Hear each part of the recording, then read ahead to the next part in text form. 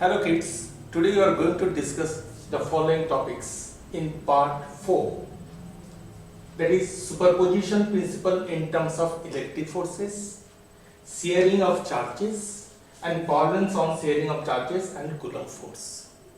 Is that clear? These are the topics to be discussed today. आज इन सारे topics को मैं डिस्कस करूंगा बहुत सीधी सी भाषा में जिससे आपको समझ में आ जाए।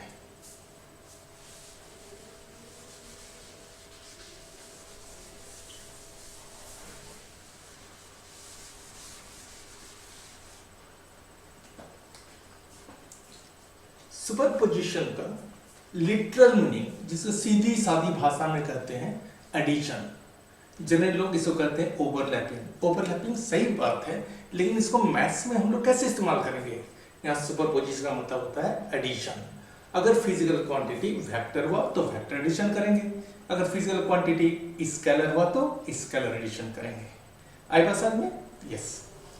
तो ये सुपरपोजिशन प्रिंसिपल बतलाता क्या है? The superposition principle in terms of electric forces states that when a number of charges are interacting, then the total force acting on a particular charge will be the vector sum of the forces exerted by all other charges on that charge. Remember, when you are calculating force between two point charges, then the third point charge do not affect that charge. आई बात समझ में? मैं फिर से इसको हिंदी में समझा रहा हूँ। अगर बहुत सारे चार्ज इंटरेक्ट कर रहे हों और किसी एक पर्टिकुलर चार्ज उस सिस्टम पर फोर्स जानना चाहते हो, तो बाकी सारे चार्जेस उन पर जो फोर्स लगा रहे हैं उन सारे फोर्सेस का जब वेक्टर एडिशन करेंगे तब हमको टोटल फोर्स पता चल जाएगा। Is that clear? इसको छोटे से डायग्राम से समझ लिया जाए।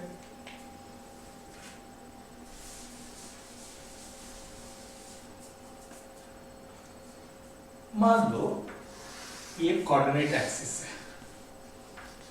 आपको मैंने प्रीवियस क्लास में Coulomb's law in vector form समझाया था।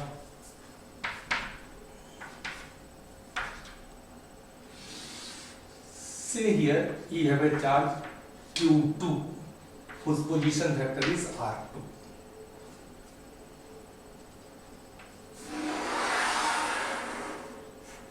Say this is point charge Q1 having position vector R1 vector.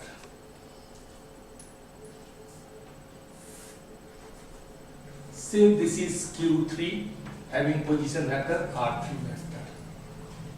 अब मान लो उस सिस्टम में n पॉइंट चार्जेस हैं। सारे चार्जेस को तो बनाना मुश्किल है, मैंने nth चार्ज को इंडिकेट किया जिसका पोजीशन वेक्टर Rn है।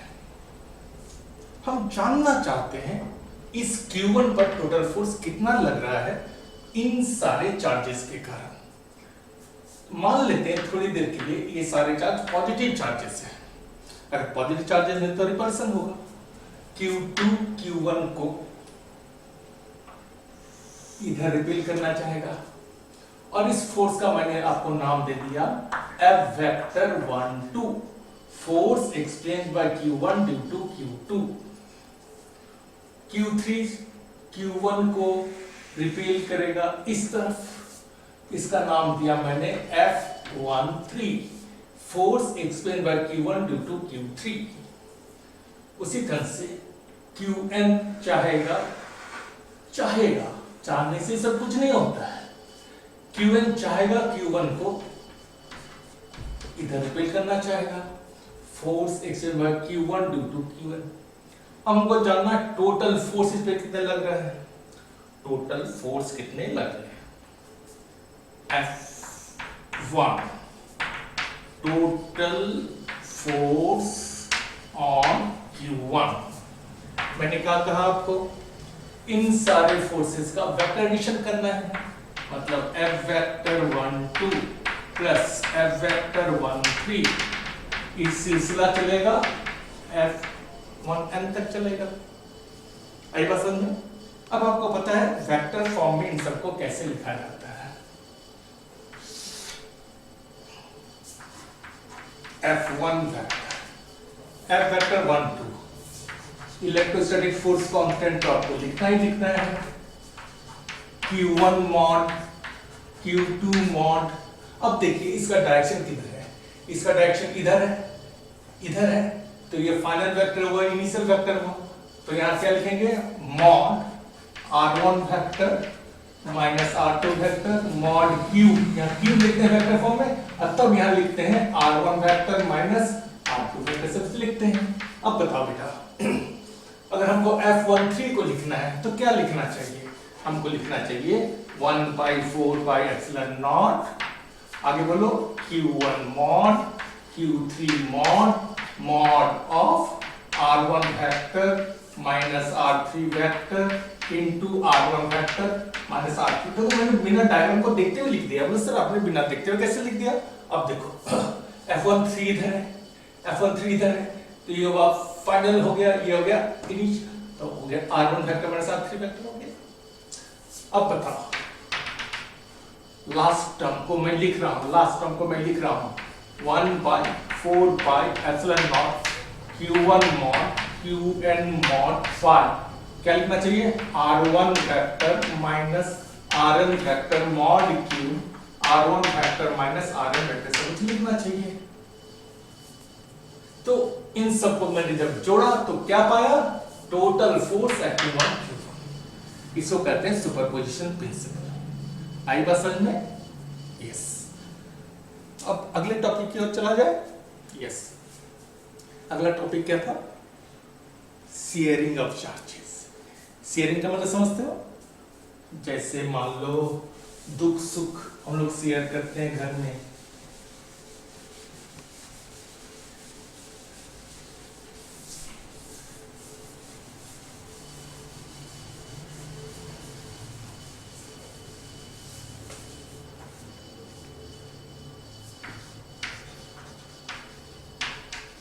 Sharing of charges.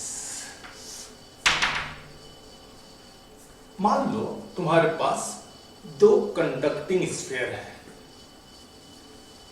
Charge conducting sphere है एट डिफरेंट पोटेंशियल्स, दोनों का पोटेंशियल्स अलग अलग है। अब अगर उनको कनेक्ट किया जाए, या तो उसको तुम टच करा दो या कोई कंडक्टिंग वायर से जोड़ दो, क्या पाओगे? Charges starts transferring from one body to another body. ये सिलसिला कब तक चलेगा? ये सिलसिला तब तक चलेगा जब तक कि दोनों का पोटेंशियल बराबर ना हो जाए। हाँ या ना? हाँ। इस प्रोसेस में जो टोटल चार्ज होगा सिस्टम का वो कंजर्व रहेगा, कांस्टेंट रहेगा, उसमें कोई कमी बेसी नहीं होगी। The total charge of the system remains constant. इसको समझ लिया जाए।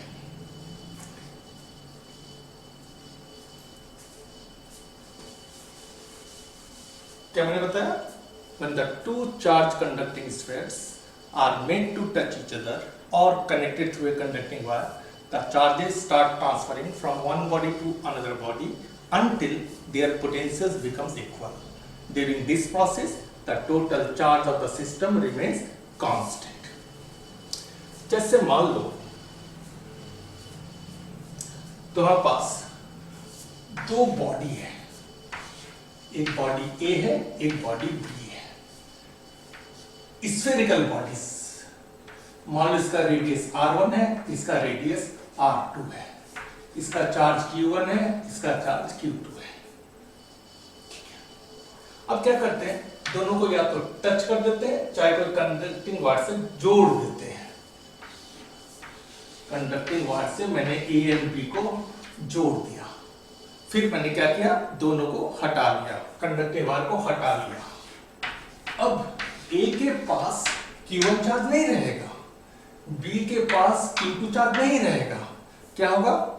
मान लो इसके पास चार्ज है Q1 डैश, इसके पास चार्ज है मान लो Q2 डैश, लेकिन इतना जरूर है कि इन दोनों का जो सम होगा इन दोनों के सम के बराबर होगा, बिकॉज चार्ज इज कंजर्व्ड।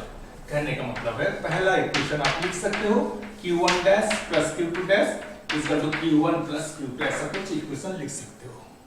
फिर मैंने क्या कहा, इनका पोटेंशियल सेम होना है, V A equal to V B. Potential को जनरली हम लोग कैपिटल वी से रिप्रेजेंट करते हैं। आई पसंद में? Yes, potential. आगे के चैप्टर में तुम पढ़ोगे C is equal to Q by V, where C is the capacitance, Q is the charge, V is the potential। तो V is equal to हम लोग क्या कर सकते हैं? Q by C कर सकते हैं। तो पोटेंशियल ऑफ A को क्या कहेंगे? पोटेंशियल ऑफ A को कहेंगे Q1 dash by its capacity, मान लो CA नाम दे दिया। पोटेंशियल ऑफ B को क्या कर सकते हैं? Q2 dash by capacity of B। आगे के चैप्टर में तुम जानोगे कैपेसिटी का छोटा सा फॉर्मूला है 4 pi epsilon naught r। The capacity of a spherical conductor depends upon its radius। 4 pi epsilon naught r। You know what is epsilon naught? Yes. Now, what you can say that Q1 dash by capacity of A, इसका radius कितना है? इसका radius है R1। तो इसका capacity को कहेंगे 4 pi epsilon naught R1 ऐसा कुछ कहेंगे। अब बोलो इसका कैपेसिटी को कितना कहोगे? बताओ क्या कहोगे? 4 pi epsilon naught इसका जो रेडियस है। अब देखो 4 pi epsilon naught दोनों तरफ से कट जाएगा तो तुम्हारे पास एक दूसरा इक्वेशन तैयार हो गया Q1 dash by R1 equal to Q2 dash by R2। अब तुम्हारे पास अगर दो इक्वेशन हो और दो वेरिएबल हो तो क्या आप इसको सॉल्व कर सकते हो? बिल्कुल सॉल्व कर सकते हो। इसको तो अपने बचपन में ही सीखा है, सॉल्विंग द लीनियर इक्वेशन से कुछ आपने पढ़ा था बचपन में। यस, तो ये तब की बात है जब दोनों का रेडियस अलग अलग हो तो ऐसा दो इक्वेशन आपको देखने को मिलेगा। प्लस सर अगर दोनों का रेडियस बराबर होगा तब Q1 डैश और Q2 डैश क्या होगा? तब कुछ ऐसा होगा। इस बार डिस्कशन हम लोग देख लेते हैं।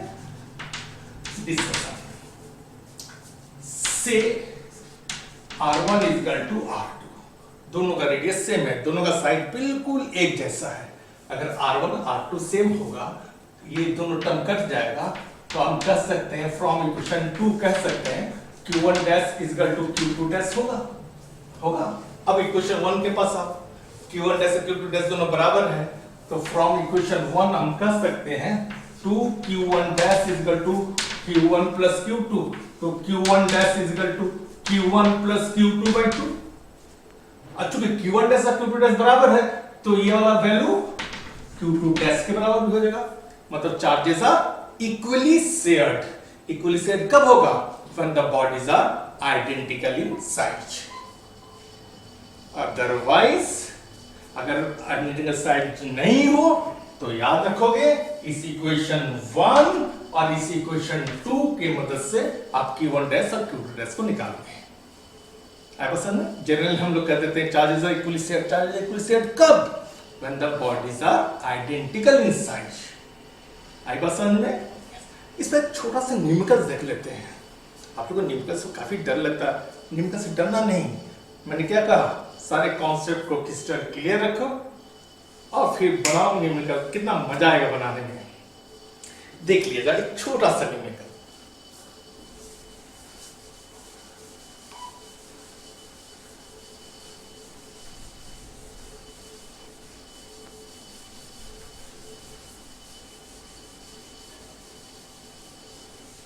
फिर अगले लेक्चर में मैं आपको न्यूमेरिकल्स बनाने के कुछ छोटे छोटे ट्रिक्स बताऊंगा। कूलम्स लॉ पर प्रॉब्लम कैसे सॉल्व करेंगे, सुपरपोजिशन प्रिंसिपल प्रॉब्लम कैसे, उसको हम लोग देखेंगे अगले वीडियो में। आज देख लेते हैं शेयरिंग ऑफ चार्जेस पे छोटा सा प्रॉब्लम एंड कूलम्स लॉ भी इसमें इंपॉर्टेंट है। से the question, you have given two identical conducting spheres A and B, each possesses a charge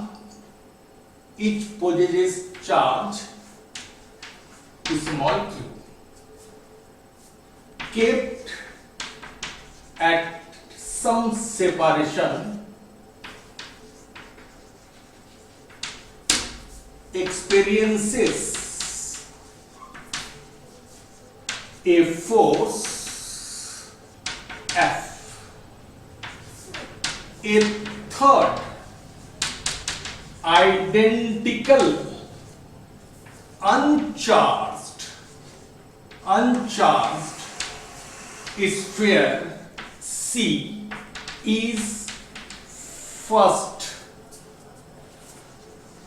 made in touch with A, then with B, and finally removed from the system. What will be the new force between A and B now? Question को समझ लिया जाए। आपको दो identical conducting sphere A and B दिया गया है, दोनों के पास सेम चार्ज है, दोनों के बीच का सेपरेशन कुछ मान लेंगे, दोनों के बीच फोर्स F लग रहा है। एक तीसरा जिसके पास कोई चार्ज नहीं है लेकिन आइडेंटिकल इनसाइड है, C first made in touch with A के साथ टच कराया, देन विथ B के साथ टच कराया, and finally remove from the system से हटा दिया। What will be the new force between A and B now? अब A and B के बीच कौन सा फोर्स लग रहा होगा, देख लिया जाए। जब भी प्रॉब्लम बनाते हो एक रफ डायग्राम बनाने की जरूर कोशिश करना। रफ डायग्राम देखने में सुंदर भले ही ना हो, लेकिन एक रफ डायग्राम बनाओगे तो आपको जो कॉन्सेप्ट है वो क्लियर होता चला जाएगा। जैसे मैं डायग्राम की मदद से इसको सॉल्व कर रहा हूं। सॉल्यूशन, से दिस इज A, से दिस इज B, इसके पास चार्ज Q है, इसके पास चार्ज Q है, और दोनों के बीच सेपरेशन R है, दोनों के बीच एक फोर्स लग रहा है, जिस फोर्स को आप कहोगे 1/4 अपने कूलम को याद किया है, ऐसे कुछ लिखते थे, यस ऐसे कुछ लिखते थे। तो क्या आया 1/4 epsilon not into Q²/R²। Is that clear? Yes. अब क्या है, ये A है, ये तुम्हारा B है, B के पास चार्ज Q है, इसके पास चार्ज Q है, लेकिन इसके पास कोई चार्ज नहीं है, लेकिन क्या है आइडेंटिकल इन साइज। ठीक, अभी क्या समझाया, if the sizes are identical charges are equally shared, दोनों बराबर हो जाएगा। अब बताओ, charge on A as well as on C कितना कहेंगे, Q plus 0/2 that is Q/2 कहेंगे। इसके पास Q/2 होगा, इसके पास Q/2 होगा, जब आप इसको हटा लोगे। अब देखो A के पास Q/2 है, C जिसके पास Q/2 है उसको टच कराया B के साथ जिसके पास चार्ज क्या है Q है, आइडेंटिकल साइज है, शेयरिंग ऑफ चार्जेस होगा, दोनों का पोटेंशियल अलग अलग है। Now charge on B as well as on C is equal to Q/2 plus Q/2, इन दोनों को जोड़ के 2 से डिवाइड करोगे क्योंकि आइडेंटिकल इन साइज है। कितना हो गया, इट इज 3Q/4। अब C इतना चार्ज लेकर चला गया, लेकिन B के पास उतना चार्ज रहेगा।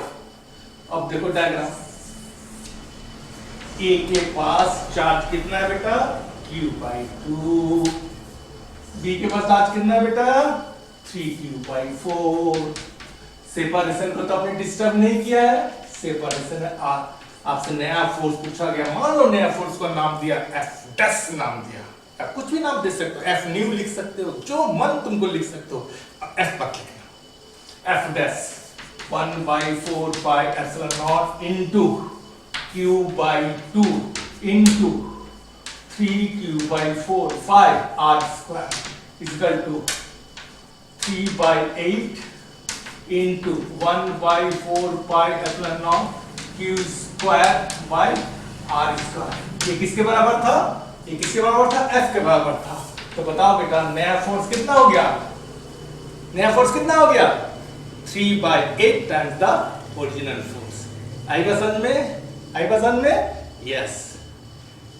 तो ये था superposition principle, sharing of charges, और फिर छोटा सा प्रॉब्लम अगले वीडियो में हम लोग कुछ प्रॉब्लम देखेंगे, फोर्सेस के प्रॉब्लम को हम लोग कैसे सॉल्व करते हैं। आई बात बेटा? Yes, thank you.